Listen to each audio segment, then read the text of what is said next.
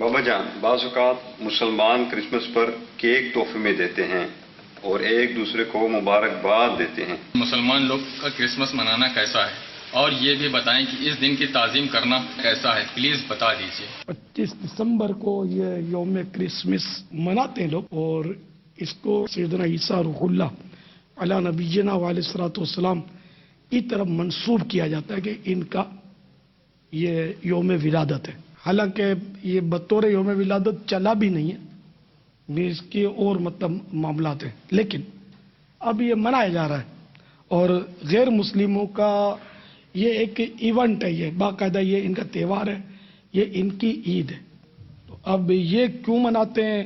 یہ منائے نہ منائے، ہم اس پر بحث نہیں کر رہے۔ ہم اپنے مسلمان ہیں نا، ہم اپنا کریں کہ ہماری جو عید ہے ہم منائیں، دوسروں کی جو عید ہے وہ ہم کیوں منائیں۔ دنیا میں بہت سارے مذاہب اپنے اپنے انداز میں جی رہے ہیں، ان کے اپنے اپنے تہوار ہوتے ہیں، ان کی اپنی اپنی عبادتیں ہوتی ہیں، تو اس میں ہم کیسے حصہ لے سکیں گے؟ ہم تو نہیں لے سکتے۔ اسی طرح دوسرے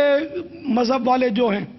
ان کا عبادت خانہ ہو تو اس میں جا کر مسلمان عبادت نہیں کر سکتا، تو بالکل اس کے تو جزئیات لکھے ہوئے فتح رضویہ شریف وغیرہ میں، کہ اس میں جا کر اپنی عبادت کرنا، مثلا نماز پڑھنا، ہماری جو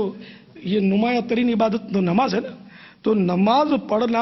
غیر مسلم کے عبادت خانے میں یہ مکروہ تحریمی ہے، ناجائز گناہ ہے۔ تو ہر ایک کا یعنی کہ اپنا اپنا انداز ہے، مسلمان کا اپنا انداز ہے،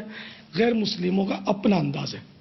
اور ہم تو سارے غیر مسلموں کو دعوت دیتے ہیں کہ صرف اسلام حق ہے، صرف اسلام سچ ہے۔ اسلام نے آنے کے بعد سارے مذاہب کو بین لگا دیا ہے کہ اب کوئی مذہب نہیں چلے گا، دیگر انبیاء کرام علیہ الصلوۃ والسلام کی شریعتیں حق ہیں۔ جب اسلام کا سورج طلوع ہوا تو وہ دیگر جو شریعتیں تھیں، ان کے معاملات تھے، وہ منسوخ ہوئے، ٹھیک ہے نا، کہ اب ان کو نبی آخر الزمان رحمت عالمیان محمد رسول اللہ صلی اللہ تعالی علیہ وآلہ وسلم کا کلمہ پڑھنا ہے، یہ ضروری ہے۔ اب رہا یہ کرسمس، اچھا، اور اپنے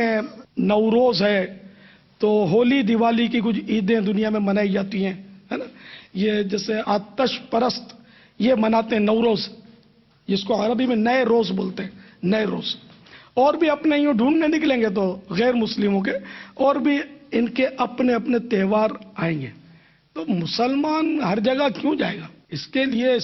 ہر جگہ مطلب ہے کہ وہ روک لگی ہوئی ہے، ان کے لیے یہ نو گو ایریا ہے، تو جانے کی شریعت نے ان کو اجازت نہیں دی ہے۔ فقہاء کرام رحمہم اللہ السلام نے دیگر جو یعنی کہ تہوار منائے جاتے ہیں ان کے بارے میں کچھ جزئیات بیان فرمائے ہیں۔ کفریہ کلمات کے بارے میں سوال جواب، جو کہ دعوت اسلامی کے اشاعتی ادارے مکتبۃ المدینہ کا مطبوعہ کتاب ہے، صفحہ نمبر 444 تا 445 پر لکھا ہے، سوال، کفار کے تہوار کے موقع پر ان کو تحفے دینا کیسا ہے؟ یعنی یہاں ہولی دیوالی جیسے آ گئی، نوروز آ گیا، یہی کرسمس آ گیا کہ یہ کفار کے تہوار کہلاتے ہیں، یہ ان کے اپنے اپنے تہوار ہیں۔ جواب، حرام ہے، اور اگر ان کے تہوار کی تعظیم کی نیت ہو تو کفر ہے۔ میرے آقا اعلی حضرت امام اہل سنت رحمت اللہ تعالی علیہ فرماتے ہیں، نئے روز مہرگان آتش پرستوں کے یہ تہوار ہیں، مجوسی، تو نئے روز مہرگان کے نام پر تحائف دینا حرام، اور کافروں کے تہواروں کی تعظیم یعنی رسپیکٹ مقصود ہو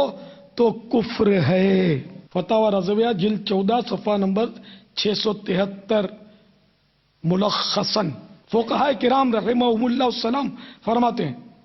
جس نے نئے روز یعنی آتش پرستوں کی عید نوروز